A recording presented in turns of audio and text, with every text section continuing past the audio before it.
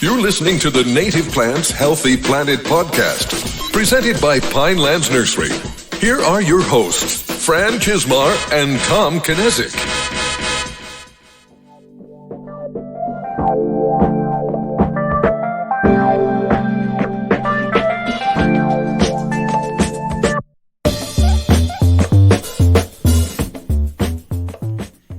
It is always nice when we have an organization on that is right in our backyard. Welcome back to the Native Plants Healthy Planet podcast presented by Pinelands Nursery. I am Fran Kismar. And I'm Tom Kinezic. And even though this is a local organization, it boasts really great importance on a national level as it helps protect one of our local national treasures, and we're really lucky to live by it.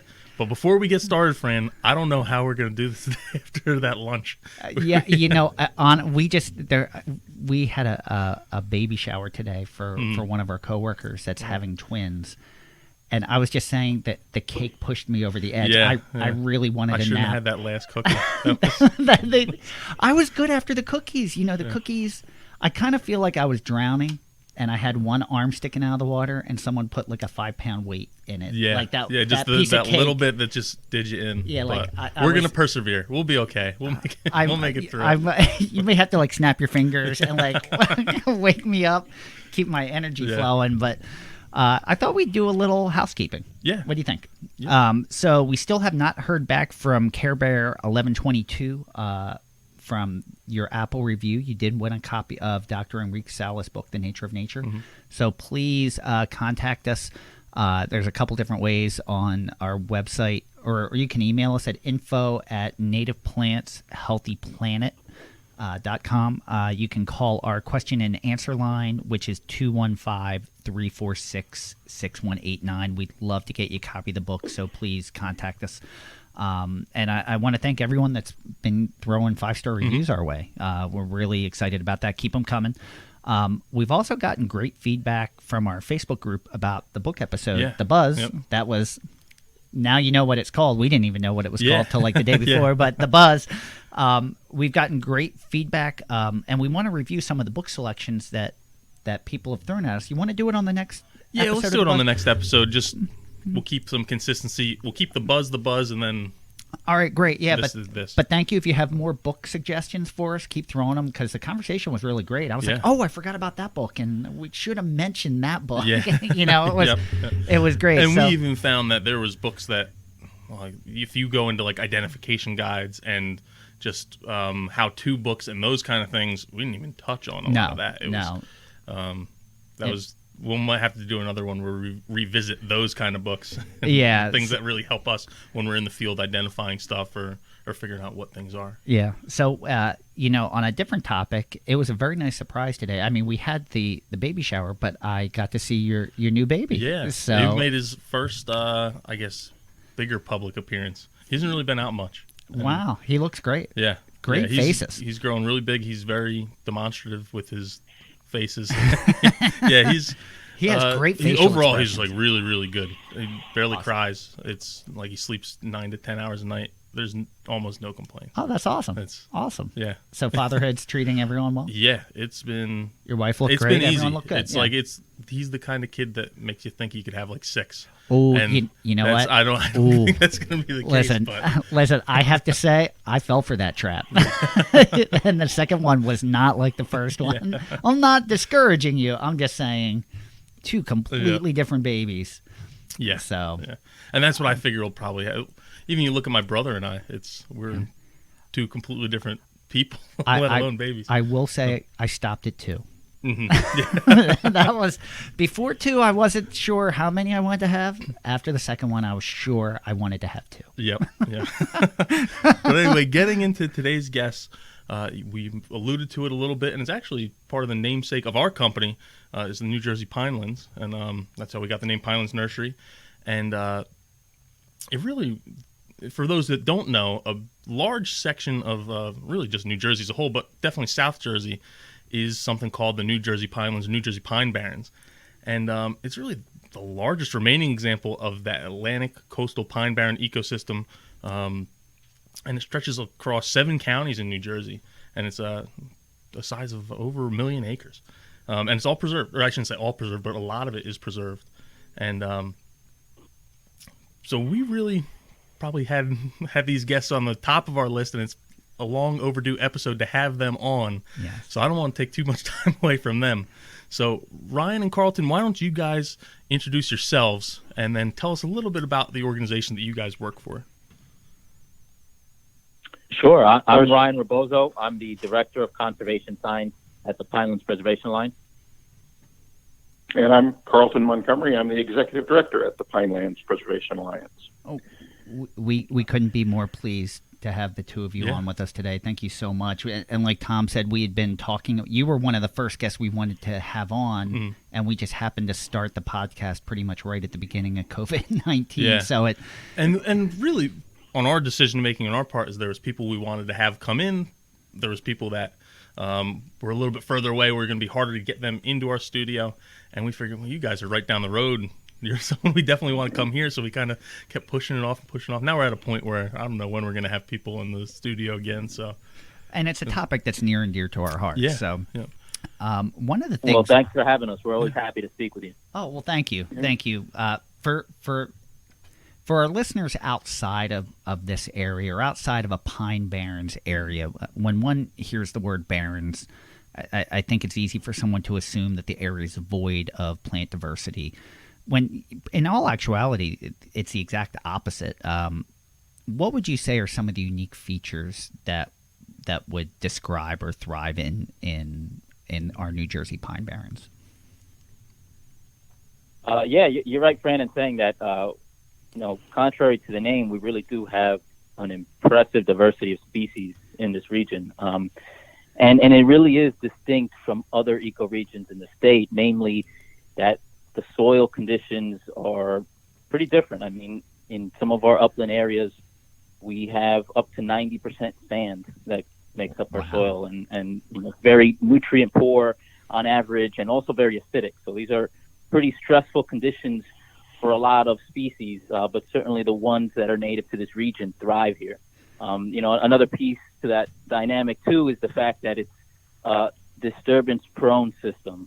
There's all forms of natural disturbance that occur here, but really when you talk about disturbance in South Jersey, it's really fire. So fire plays an important role in what can survive and thrive here. So with all those kind of stressful conditions for plants, we still have over 580 species of vascular plants in the Pine Barrens. Most of those, on the order of about 380 or so, are what we would call Pine Barren species or Pine Barren endemics, so we wouldn't expect to see them in other ecotypes. Okay. But they do occur in the Pine Barrens and other Pine Barren type habitats. Wow. I think, I'm sorry, go ahead, please. You're thinking about that term, Pine Barrens, it tells a story in and of itself. It's a term that early European colonists adopted because they perceived those sandy soils to be barren in terms of their ability to support traditional agricultural endeavors that they brought with them. And you really see how that fact shapes the landscape even today, where soils that were good enough to support upland agriculture, row crop type agriculture, were cleared hundreds of years ago and remain cleared either as farms or today as subdivisions and shopping malls. Whereas when the soil changes to your classic highly sandy, highly acidic, droughty, nutrient-poor Pine Barren soil, the trees are still there. They were exploited and cut, but they've come back, and you see these very clear demarcations that reflect the way we use the landscape. And it's the plants here are very adaptable. I'm glad that the two of you actually brought up the word disturbance, because people think you don't want to disturb these areas, but they actually somewhat thrive on some disturbance, like you mentioned, fire, correct? Yeah, absolutely. I mean, what we describe them as would be disturbance adaptive. They have adaptations that allow them to persist in an area or a region that burns with some regularity. So if you exclude that disturbance, or if that disturbance doesn't happen at the same scale or frequency in which it did historically, then over time you can expect to see changes in species composition as a result. And please correct me if I'm wrong in saying this, but for our listeners outside the area who don't know, like the pitch pine, those cones won't open to release a seed unless, typically unless there's fire for regenerative purposes. And I believe like blackjack oak actually grows a lot smaller in the Pine Barrens because of fire than you would find somewhere outside in another part of the country. Yeah, a fraction of the pitch pine cones are what we call serotinous, and that's exactly what you described. They won't open until a fire comes through the system. The other remaining cones will open up as they mature. But the ratio between those that open up at maturity and those that open up after a fire tends to lean more towards these serotinous cones in parts of the Pine Barrens that have a high fire frequency. So a great example of that would be what we call the Pine Plains region. The area that burns most frequently has the greatest percentage of serotinous cones. And just like you said about some of these oaks, there's all kinds of strategies that plants use. Some of them grow shorter and reproduce earlier in order to get a generation in between some of these burns. Other species depend on resprouting from rootstock. Others use a seed bank. So lots of strategies for survival in this extreme environment in our native species of the region. I think it's kind of telling, too, that, and I don't think it's any accident that the Pine Barrens are part of the Kirkwood-Cohansey aquifer, which is some of the purest water in the United States. I don't think that's an accident that those two are related. Can you talk a little bit about the importance of the Pine Barrens with that aquifer? Yeah, when we think about aquifer health, I tend to think of it in two ways. One, in terms of the quality of water, and another in terms of quantity. And the Kirkwood-Cohansey is what we call a surficial aquifer, so it's near the surface, which means it's susceptible to both quality degradation by things that can make their way through the soil into the aquifer, into the groundwater, and also withdrawals that outpace the infiltration rates and the recharge rates of this aquifer. The fact that we have this large forested area over much of this aquifer really limits the contamination potential of the groundwater and also the amount of withdrawals that occur. But certainly we do see issues on both of those fronts, even though we have so much of the pinelands under this comprehensive management plan. And I'm glad I'm sorry, go ahead. I'd say the aquifer is critical for the rest of nature, but because it's also so important to human communities that rely on it for its water supply, the aquifer plays an important role politically in terms of conservation laws and regulations. It's one of the primary motivations that drove the state of New Jersey and the national government to adopt the Pinelands Protection Program. And I'm kind of glad you're bringing that up because I think one would think, oh, the area is protected, there's nothing to worry about. But that's not really the case. I mean, we often see the Pine Barrens in the news because of pipelines and things like that. So you do have challenges that face, even though it's somewhat of a protected area, it's not carefree. What are some of the biggest issues that you face in protecting this area? Well, I think you've got to remember that New Jersey's not making any more land. We're not Hawaii. Very true. But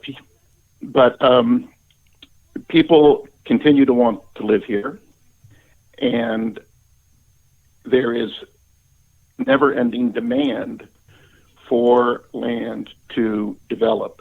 It is always cheaper to build something new on forest or farmland rather than go back and perhaps rebuild areas that have been used before but have become blighted or underutilized.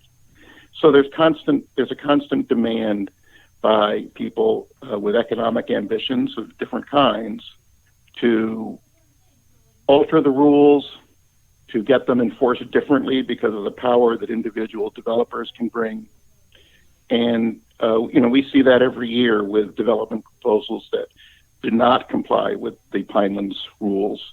And they often, we often have to fight over those because no matter how good a rule is, if the wrong people are implementing it, it will be implemented badly. Yeah. Mm-hmm.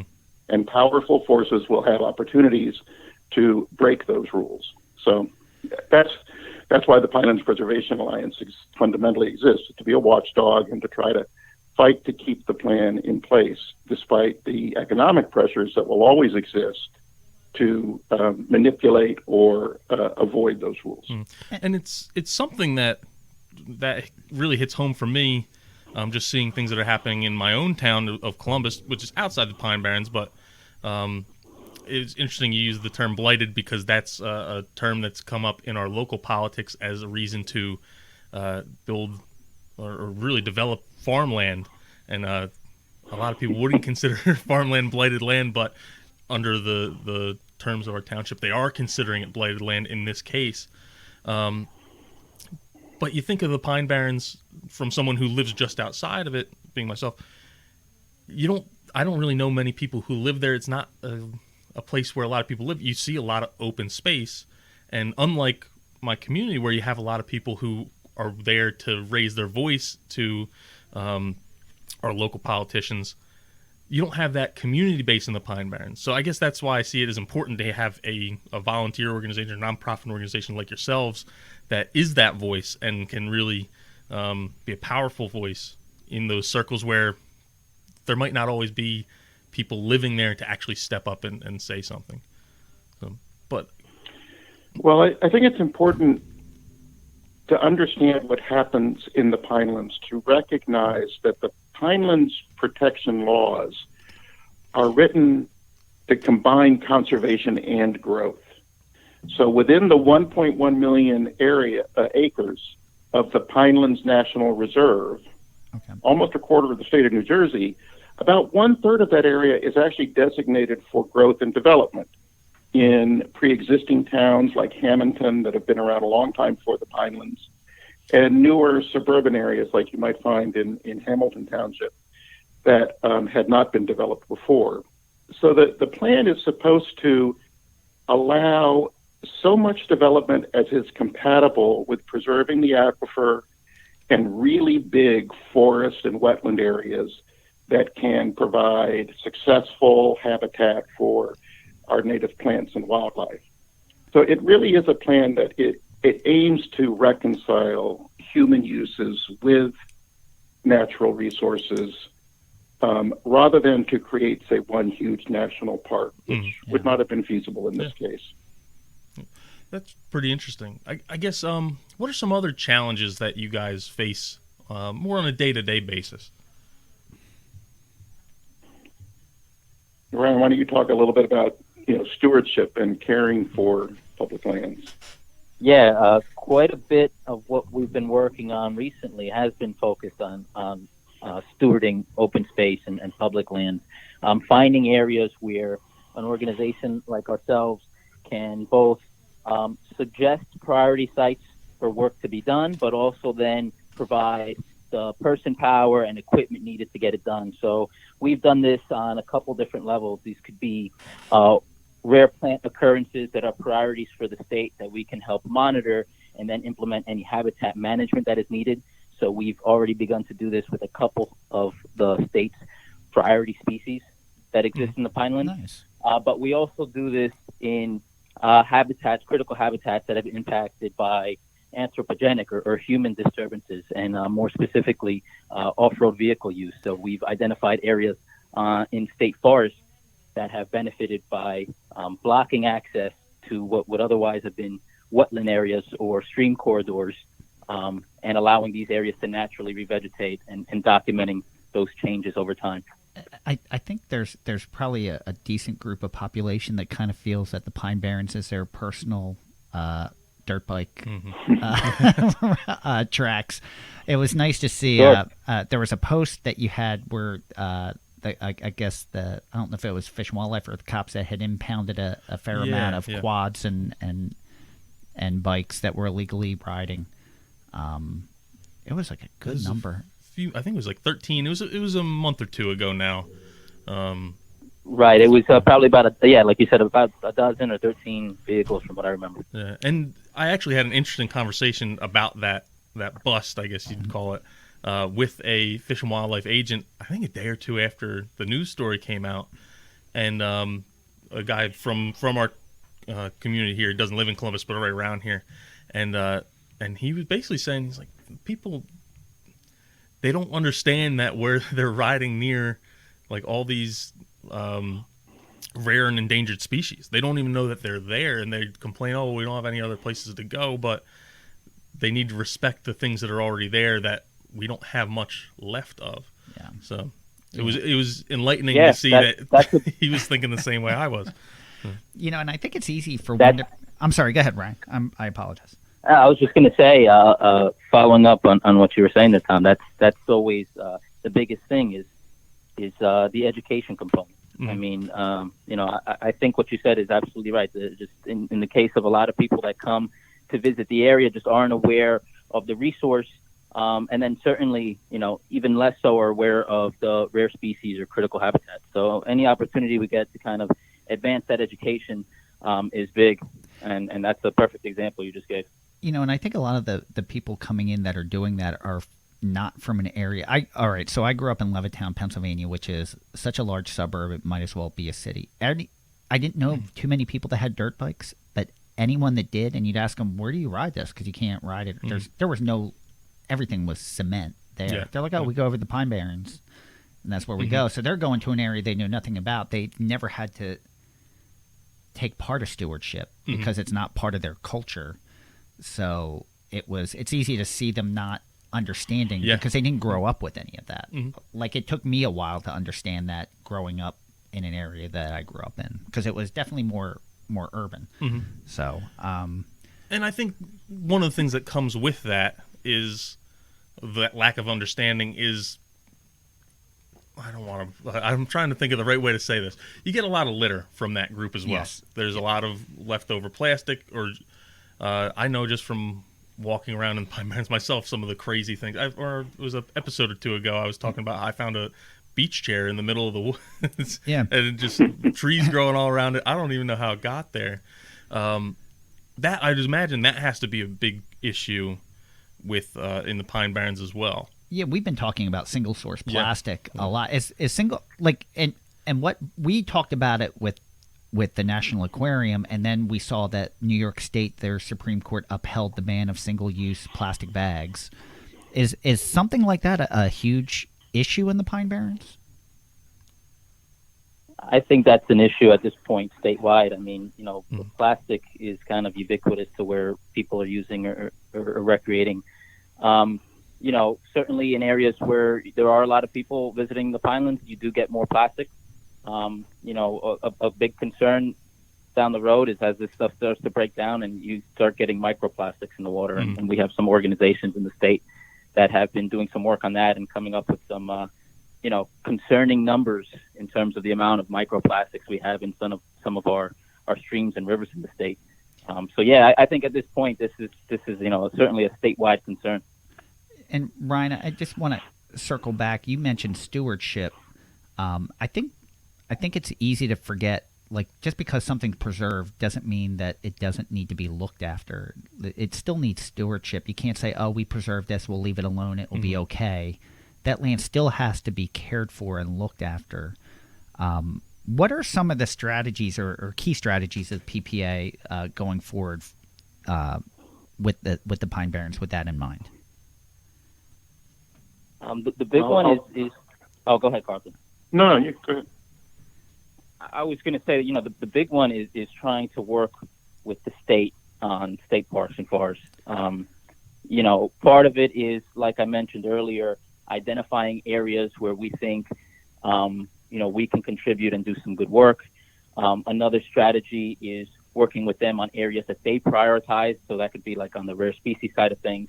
But the other is kind of gets back to one of the points you were just making a little earlier, talking about, people from out of state that come to this region to recreate, because that's kind of the reputation it's received. And then there's plenty of that, right? From all our bordering states, we get people that come down to the Pine Barrens because at this point it has that reputation as, an off-road vehicle destination. Yeah. One thing, a lot of our communications with the state is how can we help them, or how can they develop the communications that really point people towards responsible recreation in this area?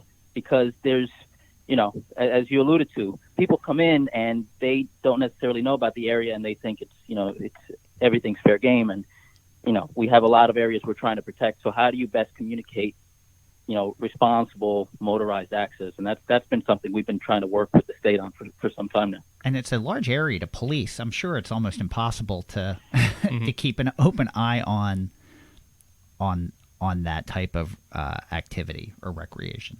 That's a big piece of the puzzle for sure. Is limited resources put towards the enforcement and the officer power that you would need to cover such a large area. That's certainly a limitation. Mm-hmm. Wow. The state of New Jersey has notoriously devoted less budget per acre of preserved land than perhaps any other state in the country. We've been great about preserving land. We've not been very good about taking care of it. Mm-hmm. And this has been true across, many, many budgets. So the people charged with protecting those lands, the staff of the Parks and Forests and the New Jersey Park Police, really don't have enough resources to do the job that they would like to do. And part of our efforts to see how new technologies and private citizens can help them to be more effective, to know where to look for people who are undertaking illegal activities, and how to make it simply more difficult for people to do inappropriate things, so that eventually we change that expectation that has developed around the Pinelands as this sort of unprotected playground for any kind of abusive vehicle use or dumping that you may have in mind. And I really feel a lot of that is education. And one of the things that we've talked about it on the podcast, we'll have people call us saying, oh, well, I bought a beach house and the dunes were blocking my view, so we took the dunes out, but now they're making me plant stuff, but I didn't pay $1 million for this house to not be able to see the ocean. Not realizing that the dunes are what's actually protecting their investment. And I know education is a large part of what the PPA does. How important is education for you, and what are some of the things that you do to help educate? Well, we do think education is really important. People have to be aware of the value of a place before they're going to take any action to protect it. So one of the things we do is we try to take people into the Pine Barrens for really fun and enlightening experiences through our Pinelands Adventures program. Which I will be. That's been. I'll be taking part of that this weekend, actually. Oh, excellent. So, I'll make a plug for Pinelands Adventures. If you go to pinelandsadventures.org, you'll see trips that we provide, mostly canoeing and kayaking at the moment because of the pandemic. But when the pandemic isn't going, we also have a lot of trips that are guided programs for families, for individuals, for schools, community service groups, and so on, and unguided paddling trips as well.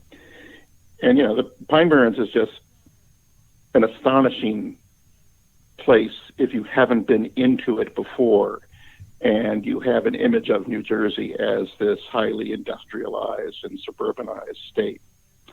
So that experience can make all the difference in making people realize what a treasure we have here and what they can do to help protect it. That's a big part of our education effort. And we also do a lot of social media. We do a lot of videos. We've got a great videographer on our staff who has made some wonderful films in order to try to communicate enough about this place and why it's so special that people will make that extra effort to get involved, to volunteer, to let their political representatives know they care about this place and expect them to do right by the Pinelands. I really feel. And one other piece to that I'll mention real quick is we also host what we call a Life Science Field Training Institute every summer, and this is kind of a teacher education program where we take science teachers from throughout South Jersey, and they come down to the Pine Barrens for a week. We show them how to collect data and analyze it so that they can bring that into the classroom, so that whether they have a campus that is near a forested area or if they're in an urban area, they can take their students outside, ask some cool ecological questions, collect some data, work that into their curriculum. So students are learning about the region, learning about the Pine Barrens ecology, but also learning how to do science. So that's something I always look forward to every year, and it's been a big part of our education program as well. Those are fantastic programs. Actually, my fiance and I are going kayaking Saturday, so through Pinelands Adventures. Wonderful. Yeah, so we're excited about that. You know, and one thing that made me think of the Pine Barrens recently, I was reading a book by author Benjamin Vogt, and he was talking about what sold him on Nebraska when he moved there was hitting a part of the state where it was so quiet, where he'd never experienced that kind of silence and darkness before. That's what I think of when you go to the Pine Barrens for New Jersey. That's like one of the few places I can think of locally where you can go somewhere and really experience silence and darkness. It's not too many places locally. I think you really get that. You can almost forget where you're at, and that's something worth fighting for. Definitely. Yeah, definitely. One of the things that we're proud of is that we've, as representatives of Pinelands Nursery, that we've gotten to supply plant material for some of your restoration projects. What are some of the projects that you've been involved with that you're most proud of? For me, the first one I think about is probably our beach project, believe it or not. Okay. The connection there is that Island Beach State Park is actually part of the National Reserve, and this is a project that we partnered with Raritan Valley Community College and implemented what we call compromise management strategies along the coastline of our state beaches and also municipal beaches, where the beach will be open to all recreational uses, but at the foot of the dune, we have a buffer where that sand won't get raked. And essentially what that happens is allows our native annual beach species to come in and revegetate this area, start collecting sediment, and help to nourish and feed the dunes that are on these beaches. And the reason that it's something that came to my mind is because it's a pretty simple and easy change in management, but it resulted in some positive results very quickly. So within the first season, we're seeing significant amounts of sediment accretion, sediment that's being collected on these beaches, but also these rare species that we didn't really find much at all of on our coastline because we don't have their habitat that they need, started showing up within these exclosures. Some of our rare beach plant species, including one federal species, sea beach amaranth, and even the beach nesting birds, American oystercatcher, piping plover. So it was a good project in that we saw some positive results very quickly in what is a very cheap and easy strategy. So that to me is an important one. No, those are important because the rare species are rare because you can't recreate that a lot of the times in a nursery setting. We're not growing it because there's no seed source, or they need like a host plant or something like that. They're very difficult to reproduce. So if you can get them to reestablish themselves on their own, that's a huge score. Yeah, and in this case, I mean, we have 127 miles of coastline, but very little of that actually functions as beach habitat because of the way we manage it. And these species are tough. They're great dispersers. They have great seed banking ability. So all we really have to do is create the conditions for them to thrive, and then they show up on their own, and you can't really beat that. It's one of the things that seems to be we have many running themes throughout these podcasts, but one is always, the question always seems to get asked, is it too late? And that's a great example that it's not too late, that if you do the right things, you can get you're seeing things that you thought maybe would never come back. But if the conditions were right, you do the right thing, and they're starting to reestablish on their own, which makes you feel like we can do this. It isn't too late. Like we still have the opportunity to fix some of these things. Exactly. And it really comes down to having an understanding of the life history trait of any given species. I feel in the state that we do a great job of documenting and tracking a lot of our rare plants. But in reality, we don't know much about them. So if we committed just a little bit of time to learning more about these life history traits on these species, we can find some of these really simple strategies and methods to create habitat or facilitate their growth or their survival. And then you can have some of these rebounds and some species come back, just like you said. I think that's a great point. You know, it's real easy to point out habitat loss, but a lot of it comes down to what is the forest health or the health of that ecosystem. So I'm really excited to know that the work that you're putting in to improve the health of those conditions, not just, you know, including beach conditions. And I think this is a theme for the whole state. I mean, New Jersey has an absolutely extraordinary botanical heritage because of the diversity of habitats in our small geography. And yet we don't have a good, strong public consciousness of plants and their importance in the way we do, perhaps, with wildlife. Yeah. So the more that scientists, that the state agencies and private plant lovers can put into raising awareness of just what an amazing heritage we have here in New Jersey, the more likely we are to be able to do these kinds of protection and restoration projects successfully. And I agree, and it tends to come back to that even when that wasn't maybe they were setting out. Like we talked to Dr. Jay Kelly from Raritan Valley Community College, and really examining deer is like, you know, a lot of this is our forest health. What do we have to do to improve our forest health to fix these issues? So it kind of all does come around to that. So thank you. I appreciate that for pointing that out. One of the things. Can I also bring up a different an item that I'm proud of? It's sort of another take on these issues. I was just going to ask you that. Yeah, please. I want to bring in the topic of farming and agriculture, because one of the things that we've been able to do at Pinelands Preservation Alliance is that we were donated 72 acres of farmland surrounding our headquarters in Southampton Township in Vincenttown by some very generous people who had inherited the land. And this is the land that had been farmed industrially in soy year after year for literally for decades. And what we've been able to do is begin to transform it into a much more mixed landscape of chemical-free fruits and vegetables, but also habitat areas that serve a whole variety of purposes. They help to trap stormwater that was flooding into Vincenttown Village and into the Ring-Focus Creek system. It provides pollinator habitat that supports the growing of your food plants. Some of the perennials that we're planting are also food producing, like shrubs like blueberries. Awesome. And I think it's going to be a good example of how people in this region, if they want to, can farm in chemical-free ways that help rebuild soils that are being depleted through industrial growing methods for the commodity market, and it's going to be beautiful.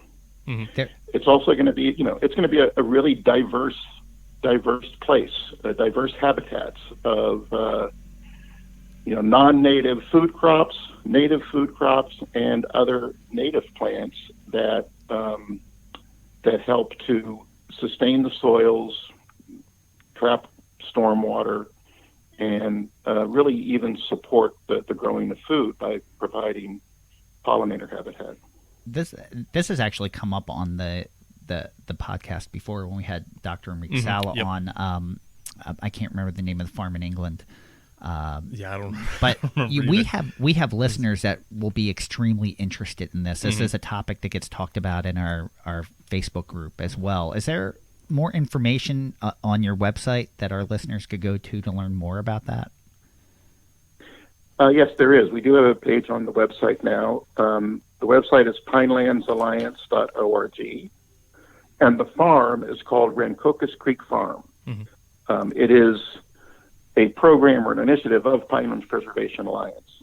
So So we are ensuring that the farm is developed and managed in a way that supports our mission. And we've been very fortunate to be able to hire a fellow named Jeff Tober to be our farm manager, very experienced chemical-free farmer who is doing a phenomenal job there now. And we really hope that over the coming years, this place will become, a center for learning about sustainable regenerative farming. Mm-hmm. When I saw Jeff went to the Pinelands Preservation Alliance, I got a little excited. I was curious what his role was going to be there. So I'm excited about He's our farm manager. He's in charge. Yeah, you're definitely in good hands with him. Yes. And just the whole regenerative route is picking up a lot of steam, I think especially in this area, as a way to get away from that conventional agriculture and give a little bit back and still get maybe not as much productivity, but a lot of productivity without the damage that is associated with it. So, yeah, this is also another. I just want to say this is another case of the kind of work where we can partner with Pinelands Nursery, which we always enjoy doing. Well, thank you. We always look forward to working with you. We appreciate that. So one of the other highlights for your members, because you do have membership, is that you do offer an annual plant sale where you make hard-to-find native plants available to homeowners. We know they don't necessarily always have the avenue for that, and that's always been a big favorite. We've always been happy to be able to send plant material to that. How do those sales help benefit the PPA? How does that event, what does that mean to you? We know what it means to the homeowners. They're just excited to be able to get their hands on plant material, but what does that mean to you? How does that help you? Well, like you said, we host 2 plant sales a year.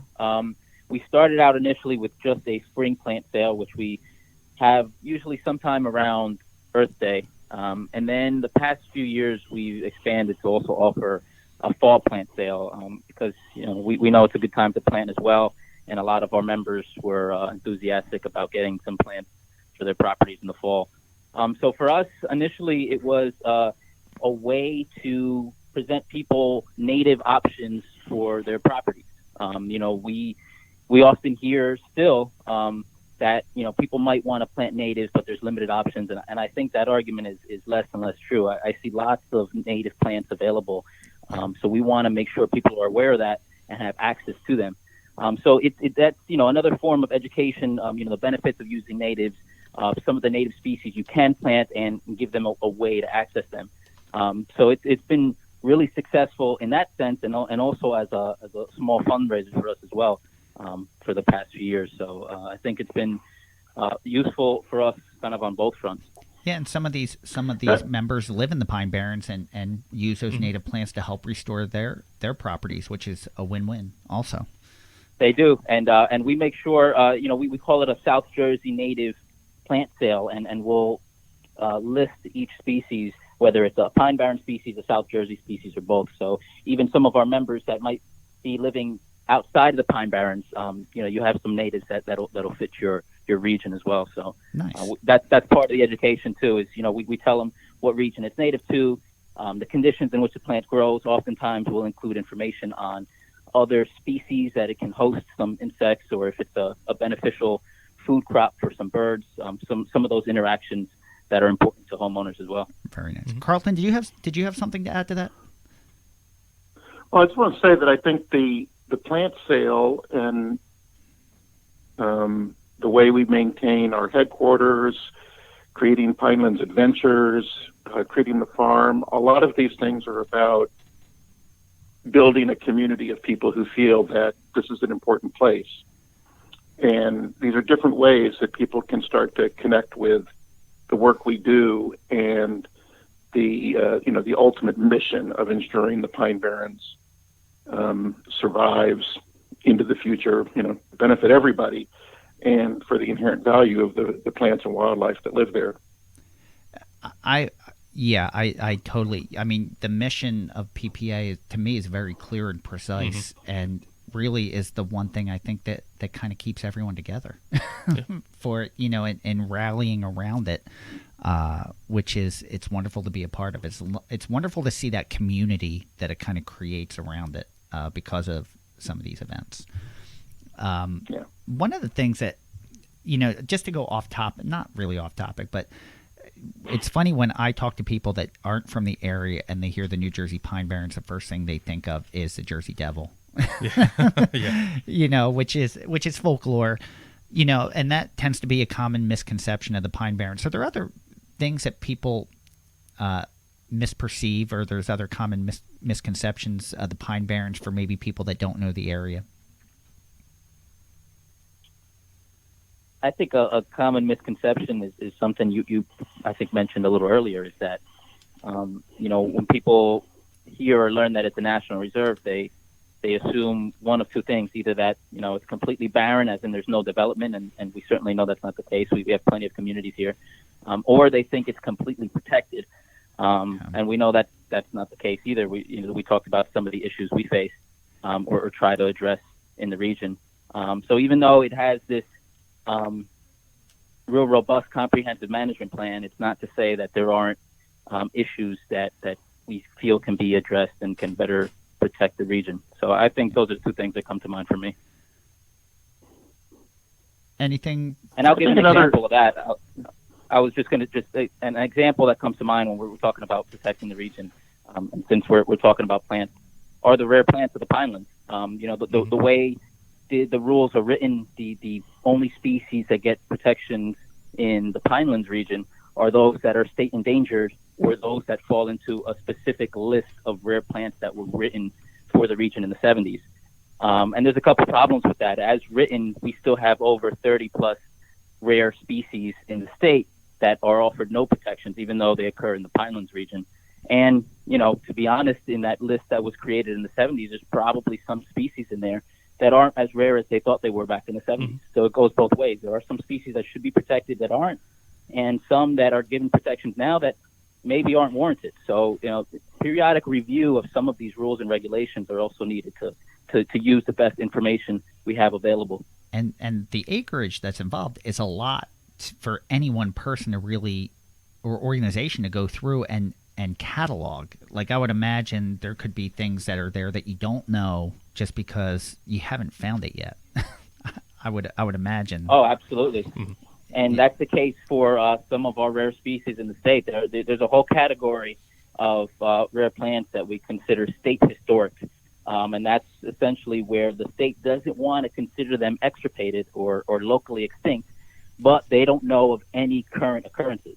But there is the chance, just like you're saying, that if we put the time in to look for them, it's likely that species might still be around. Mm-hmm. So there's plenty of that around. One of the species that comes to mind is actually our guest from Southeastern Grassland Initiatives. His favorite native plant at the time was American chaff seed, which actually we were on the air with him. I looked up and I was like, one of the only occurrences that they know of was in Chatsworth. Yeah.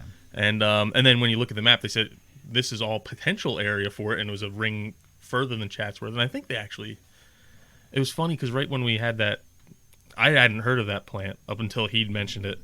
A couple days later, a mutual friend of ours had shared it on Facebook, something in the Trentonian about how it was one of the really rare plants in New Jersey and rare really across the whole country. And then I saw another thing, how they found another instance of it, I want to say in Massachusetts, just in the last month or so. So it was interesting seeing all that pop up. And Dr. J. Kelly was involved with that somehow too, yeah, and wasn't he? He'd done research. It was a weird... As we've done more and more of these, we're finding that all these organizations we're talking to are connected in one way or another. Yeah, Dr. J. Kelly had done research on this plant back in when he was a grad student, I think in like the early 2000s. So it was just something kind of interesting. Yeah. So speaking of education and stewardship, you recently hosted a Zoom event about creating an inclusive nature. Can you talk to us a little bit about what that event was? Sure, I'll speak to that. Like a lot of organizations and businesses and individuals across the country, the crew at PPA has also been trying to think hard about racial justice and social justice issues more than perhaps we haven't had in the past, and wanting to do better, to be part of a solution rather than a part of the problem. One of the things that we perceive is that the Pinelands as a, let's say, as a movement, in terms of the people who support PPA, the staff at PPA, and a lot, a strong majority of the people who enjoy the Pinelands for recreation, it's a pretty homogenous group. Yeah. And we began to ask, why is that? And so we were interested in hearing from an expert and having some conversation about what obstacles might exist to people who are Black or Latino or Asian to using and enjoying the Pinelands as a recreation resource as much as they could. So we invited Lamar Gore, who is the refuge manager of the John Hines National Wildlife Refuge in South Philly, who has really worked on these issues a lot in his role with the National Park Service. We had a great discussion about this subject, and I think we began to learn about some things that Pinelands Preservation Alliance and our supporters can do to make sure that we can get everybody who might care about the Pinelands involved. I feel strongly that any environmental protection movement has to be representative of the communities that it is serving, partly because that's where political power comes from. And if you want to save a place, you got to have political power. So the more people who are involved, the more diversity you can bring into your movement, the stronger the movement will be.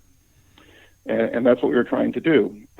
See how do we communicate more effectively with every neighborhood in the region, in the Pinelands and beyond, so people know what great resources are here.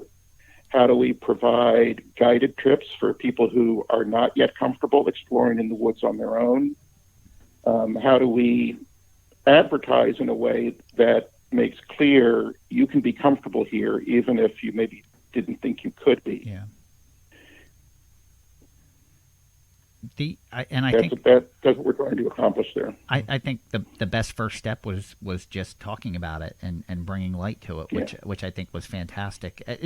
Is that Zoom conference available still if anyone wanted to go back and watch that? Is it somewhere on your website or something they can pay for to watch, or is it available at all? It's available on our website for free. Okay. To review, and we also, I think, have included a survey so that we're trying to get ideas from people who weren't able to participate in that particular conversation to get involved and let us know what you think. That's wonderful. And I'm just trying to look. And this is a common topic across the board. We're hoping to have on in the future someone from the Discovery Center at Fairmount Park, because I know when they were building that, they were like, we just don't want people from the outside coming in to enjoy this. We would like the community to embrace this. And how can we get the community involved? And who can we partner with to make sure that this is all inclusive for everyone and everyone can be a part of it?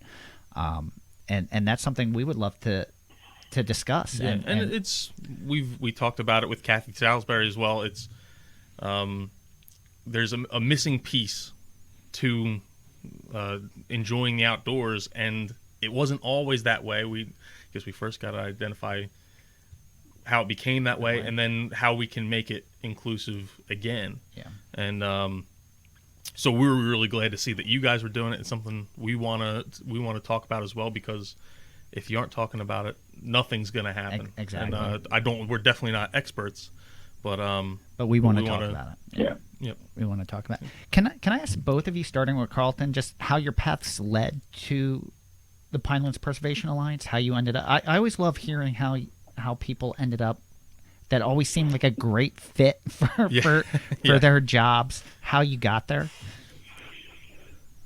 Well, I've been doing it longer than Ryan. I'm in my 23rd year at Pinelands Preservation Alliance. Wow. And my path was a little unusual. I'm a lawyer by training, although I'm no longer practicing law and I'm not a member of any bar. But I went after law school to work at a big corporate law firm, a Wall Street firm, and I was working in the Washington, D.C. office. And it was a great job in many ways. It paid really well. You get really great training because you work very intensively with very high expectations. Yeah. So it was good in many ways. Had great friends and colleagues, but in the end, I decided it was not the way I want to spend my entire career. Having represented big corporations and mostly fighting the government, sometimes fighting one another, and just asked myself, what really gets me going, and it was always the environment. So I started looking for a job in environmental protection work for a nonprofit, and eventually was fortunate to find Pinelands Preservation Alliance, and they were open-minded enough to take a flyer on a corporate lawyer to come in and run the organization. Well, it's worked out well for me, and I hope that people involved with PPA feel it's worked out well for the organization. I think it's worked out well for everyone. Yeah, and I would probably say that's an advantage. You look at a lot of these organizations where they are taking on legal battles, but they don't have that legal background. So it probably was a great fit in that regard. And 23 years later, here we are. And it's just funny that wasn't your initial path, but it still led you to something that you're really good at. And I love those stories. I really do. Ryan, how about you? How did you end up at PPA? Yeah, I think my fit here was really due to my research background and being pretty familiar with the Pine Barrens coming in. I'm originally from Union County, so North Jersey, and I really had no experience with the Pine Barrens until I was an undergrad at Rutgers. But around that time, I started working with a lab and a grad student collecting data on small mammals in the Franklin Park Preserve. Okay. I think maybe just a few years after they acquired the land. And that kind of introduced me to the area and certainly led me to want to go and get a graduate degree studying ecology in the Pine Barrens. I thought there were a lot of interesting ecological questions you can ask. So I found that Drexel, right across the river in Philly, had a Pinelands research lab. So I went, I did my PhD there studying population dynamics of Pine Barren gentian. And so, just in meeting people and doing work in the region, I not only got familiar with the Pine Barrens, but I got familiar with what PPA was doing in the area. And it just so happened, timing-wise, that there was an opening for this position right around the time I was looking to defend my thesis. So there was actually a little bit of an overlap. I actually got hired and started about 2 months before I defended my thesis. So, in that sense, the timing was perfect. It'll be 6 years in January now. Has it been that long already? Wow. Yeah. Wow. Yeah, it has. It's flown by. Almost 6 years. It's a perfect fit. We love working with you, I gotta Ryan, say, we are so fortunate. Pinelands Preservation Alliance is just so fortunate to have someone of Ryan's, expertise and level of training working in our small nonprofit, because it's pretty unusual. And if you're going to be good at this, if you're going to be good at protecting resources, you got to have people with the scientific knowledge and the bent of mind that Ryan brings. Yes, and we sing the praises of many of your employees. So it's one of those organizations that just seems to pull the right people in with the right skill set that are great people, like great person people. Well, I'll take all the credit for that. One of the things we wanted to ask is, and I know it's a little bit different in it now, but how has the pandemic kind of affected the work that you do at PPA? I know we're at a point where things are starting to loosen up a little bit and open up, but I'm sure at the time of the year that it happened, it had to have greatly affected some of the work that you do. It has. I think that we've been able to work pretty effectively as advocates because everybody is in the same boat. Okay. And in some ways, getting meetings with government officials can be a little easier when everyone realizes, oh God, we don't have to, all meet in Trenton and find a room to meet in. We can do it.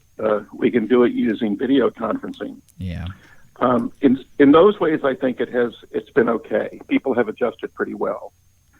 Some issues like public hearings, they are not the same, and they are not as good not being able to be in person. Yeah. Issues like getting documents from government agencies has been much more difficult because of having lower staff levels at the state government level due to furloughs and people not being in the office, that kind of thing. So far, our organizational supporters have stuck with us, for which we are incredibly and deeply grateful, and we hope that will continue. I think that a big factor has simply been the difficulty of maintaining relationships with people when you can't meet in person and go out and do stuff in person. So when Pinelands Adventures had to stay shut for months when it would have been taking people on canoe trips, that was a problem. Now they're able to operate, but at a reduced volume, but still able to operate. And just simply the ability, to meet among your staff, among your supporters and your partners. It's hard because you just don't have the same kind of interactions over the phone and video conferencing as you do when you're in a room together and able to, shake hands and sit down and talk. When we started doing this podcast, our whole goal was to have everyone in person because it's definitely a different dynamic when you're all sitting around a table having the conversation, and being in sales myself, it's hard when you're not getting that face-to-face interaction. But we just started finding like customers would call us and we would call customers just to see how they were. We didn't have any, means of business, just like, hey, how are you faring? How you doing? It really put a different light on everything for us, which was interesting. It's the one thing I'm hopeful for, and hopefully you'll see it directly, is that I know for me personally, as this happened, I definitely had a reconnection with nature, and I think a lot more people. I know garden center sales boomed with people going out and reconnecting with nature. I'm hoping that continues and even grows, that we'll see a larger connect with more people involved going forward. Like, I'm hoping you see a difference just with how people want to be stewards or get involved to help or take part. I think for me, one of the things I'm scared of, like you mentioned, like real estate, like we're starting to see like in our area a boom because people are moving out of the city because they're scared of COVID-19 issues. And like the housing market around us, the prices are skyrocketing, and houses are selling in the first day above asking price. And I'm worried that the demand will start building more houses too, and put more of a threat on these things. So I definitely see the positive, and I worry about some of the possible negatives. I don't know if you're seeing any of those. That's absolutely true. Yeah, I mean, since 2008, when the housing market really kind of collapsed during the Great Recession, there's been much less pressure for new housing developments on farm fields and in forested areas. But I'm also beginning to see right around the edges of the Pinelands, and some actually inside the Pinelands, developments that had been put on hold for years are starting to build and sell houses again. So Gotcha. I do expect us to get back to high pressure on land in the coming years. Well, hopefully you'll have more. That's my experience. Is it? I was just going to say that's my experience here in Gloucester County. Similar situation with developments that have been put off and now, or in the past year or so, have been going through. And you got to believe that's probably going to be the case. In the long term, when we eventually hit a situation where some people might be wanting to move away from the coast, and Pinelands might be an option for people that are going to want to try to stay in South Jersey and try to build. So I think that pressure may continue. I'm hoping enough people reconnect it with nature that you have those supporters to help fend some of that off. And speaking of supporters, how can our listeners? One of the main reasons we had you on was we want people to be more passionate about this area and get involved. How can our listeners get involved and help? What are some of the ways they can do? We've got a few ways to do that. One way is to be a donor. We are a charitable, tax-exempt organization that relies entirely on people's donations and grants that we receive, so businesses and individuals can support our work. We also have a lot of volunteer opportunities. Okay. Even during the pandemic, we have some volunteer opportunities, and when there isn't a pandemic, we have even more. So that can be helping on stewardship projects that we do out in the forests, and helping with our events and with office activities. There's all kinds of ways people can get involved. You can come and help harvest food at the farm, for example. Okay. It's another option. That's an option that's available today. You can go there tomorrow and help out. So volunteering is another way. And then the last way, which is in some ways the most important, is to be a bit of an activist. Get involved in an issue, or look up what things we're working on and what things really strike you as most important. Contact your legislators, the governor, your local officials, and let them know what you think about protecting the pinelands. That's probably the single most important thing anyone can do. One of the things before... And a good way to get caught up to speed on those issues would be, join our email list, check our website out, and, if you become a member, you get our newsletter. So that'll raise awareness of some of the key issues we're working on. And there's a lot of great things. I just happened to see the other day on social media, and it was... I knew both parties involved, but didn't know what was going on. I saw that, I think in some way, PPA helped. It was gleaning food off of a farm, and it was Gower's Nursery in Vincenttown and Pemberton. I'm friend. I used to work with Tim, and I saw PPA was involved. And I was like, "This is fabulous! I wish I would have known about this. I would have came out and helped." But I know they were. I think Tim was saying it was like 150 families were helped with that food or something like that at the local food bank, which was wonderful. Right, and the farm has actually been able to make several thousand pounds of donations to soup kitchens and food banks in this first season.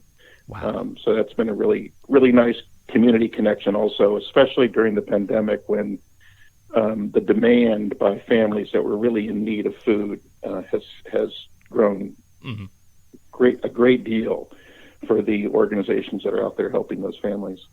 That's awesome. That's awesome. Yeah, so I know we're just about out of time here, so we got to end with our last two things. And the first one is, what is your favorite native plant? That's easy for me. That's easy for me too. What do you think? All right. Let's hear. I'll go ahead. So for me, pine barren gentian. I mean, it's the species I studied. It's the species I know best. And you couldn't have picked a better time to ask me that question because we are kind of in peak flowering for the species. Third week of September, I always say is peak time to see this species blooming. So it's a cool species to see in the fall. When most of what we have going on and blooming are goldenrod and asters, it's nice to see this little blue plant where they occur. But that's my favorite. I have never seen it in the wild. I have to say, I'm hoping I see it this weekend. You got to come down. We can change that. All right, yeah, I need to fix that. All right, Carlton, what is yours? So mine is bog asphodel. Oh, beautiful yellow flower, golden flower that grows in bogs. And in addition to it being a beautiful plant, part of what I love about it is that it tells the pineland story. Bog asphodel was once common on the East Coast in these boggy areas and is now considered to be completely extirpated, totally wiped out, except in the New Jersey Pine Barrens. So where it is locally quite abundant. So, we have provided a haven for a species that if it is lost here, will be lost from the earth. And I think that just captures part of what motivates me every day. Wow. That's a great choice. I love the choices on Yeah. this. We should put together a list of... And this was the first time where they said, "Oh, that's really easy." That's easy. And then Everyone, they both said, yes. Everyone yeah. else was like, "Oh, that's really hard." But I would love to put a list together, compile should, a list yeah. of what some of the favorite native plants that our guests have said. Yeah. So, and then the last thing we give every guest the opportunity to do is give out one last final thought. something that you wanted to touch on and we didn't have time to, or just something you want to promote, just one last thing to get out there for the people to consume. Yes. Ryan, why don't you go first? I'd say, if you're a PPA member or interested in becoming a member, check out our site and check out our plant sale that Pinelands Direct is going to help us out with starting next week. That gets to some of the things we talked about today, including natives into your landscape, natives that are appropriate for this part of Jersey. So keep an eye out for that. And, I know a lot of people are already excited about it. So thank you for helping us out again with this plant sale. We hope it's a huge success for you. And for me, I would say take these next 5 or 6 weeks and find a way to get out into the Pine Barrens. Mm-hmm. If you don't know where to go or how to do it, get in touch with us at Pinelands Preservation Alliance or at Pinelands Adventures, and we'll help you out with information and ideas. But any way you can, get out, because this is the most beautiful time of the year. It is a great time to do it. That's why I'm doing it this weekend. That's exactly. Yeah. Fran, how about you? All right, I'll go. All right. So my final thought is be curious. Ask questions and be curious. You just heard a lot of great things happening locally, and even you can look at it on a national scale. Get involved, be passionate, and just it doesn't have to necessarily be with PPA. Any of the organizations that we've talked to, pick one, be passionate about something, and just ask questions. Learn. We're hoping that you learned a lot today that you didn't know the PPA even did. So just be curious and get involved and be part of it. And I think you'll find it addictive. Yep. That's mine. Tom, go ahead. I'm going to reiterate Ryan's point. So Pinelands Direct is a company my wife and I own. And back in, I guess, April, when I figured that PPA wouldn't be able to hold their in-person sale, I said, well, I have the platform. We're going after the same plant base. Why don't we just shift it on there? And I think we basically donated all the profits we would have made right to PPA, and it ended up being over like $10,000. Wow. I think. Wow, so my awesome. goal is to beat that this fall. All right. That's ambitious. But in the spring, That's great. You guys told me you usually get like 150 customers, and then I got like 400. And that was at the beginning of COVID times, and I was a one-man team. So it took me like a month. I was overwhelmed. It took me a month to get through it, but now I know what I'm doing. All right, let's see how crazy we can get Tom. Yeah. Make sure you send us orders. That sounds wonderful. Yeah, but yeah, that's the goal, is to match what we did in the spring. And even if it's 3/4 of that or half of that, that's still a sizable donation going to you guys, and it is. We're happy to help you guys out in that regard and get people plants. That's the main goal, is getting the plants in people's hands so they can learn more about them. And for the homeowners that say they're disappointed that they can't get their hands on plants from Pinelands Nursery, this is your opportunity to do that. So and with that, that really wraps us up. So we want to thank you guys again for joining us today. We hope you enjoyed listening all about Pinelands and Pinelands Preservation Alliance. Make sure you follow them at www.pinelandsalliance.org. On Facebook, it's just at Pinelands. We should have gotten that. We couldn't. It was already taken. You can follow them on Twitter at Pines Alliance. Instagram is at Pinelands Alliance, and YouTube is at Pinelands Alliance as well. Thank you, everyone, for listening to Native Plants, Healthy Planet, presented by Pinelands Nursery. I'd like to give a big shout-out to Stephen Marr for contributing our theme music. You can follow us on Twitter at Pineland Nursery, Facebook at Pinelands Nursery NJ, Instagram at Pinelands Nursery, and YouTube at Pinelands Nursery. We now have a question and answer line. You can call us at 215-346-6189. You can leave a comment or ask a question, and if we pick your question or comment, we'll play it on the air and answer it on a future podcast. Let's not forget the Native Plants Healthy Planet Facebook group. Love all the conversations we've been having there, and I'd love to keep it going. All right. You can listen to the Native Plants Healthy Planet podcast directly at www.nativeplantshealthyplanet.com. You can also check us out on Apple Podcasts. 5-star reviews. We love them. Only 5 stars. They're the best. They're the only kind of reviews there are. You can also listen on Podbean, Spotify, Stitcher, or wherever you consume your podcasts. We're just about everywhere now. Even ask Alexa to play the Native Plants Healthy Planet podcast. Yes. Thanks again, everyone. I'm Tom. And I am Fran. Carlton and Ryan, thank you again so much for taking time out today. Thank you. Goodbye. We appreciate it. Thank you. And thanks again, everyone, for listening. We'll see you again next time. Until then, keep it native.